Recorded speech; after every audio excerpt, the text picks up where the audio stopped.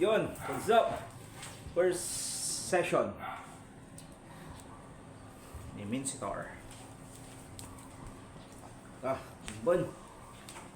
Arga, barkada. Minsi. Minsi lang malakas. Ninyo unano. Paldo.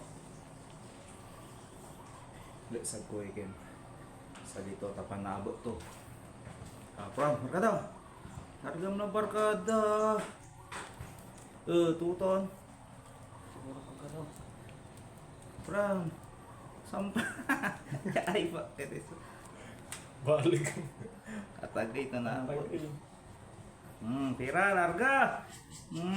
Abot mo na Makakatan na ako na. Sige. Gapay mo na lamang tan. Sibli ka. Waka po yala siya. Kaparog layo eh.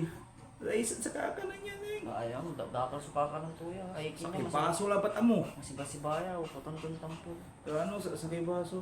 Grabe, ganda ng pwede ko. Yung guys, yung mga nag-ano ng ano, once a day lang ang meal ng aso. Nagbabash. Tingnan nyo naman, aso ko once a day. Tabarog. Basta tamang pakain yan kahit once a day.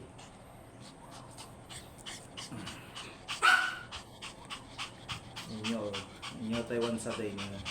Tabarog. Tabarog guys, lock and load. Kasabit sa duwaran sa lito. Nakasabit ni duwaran sa lito.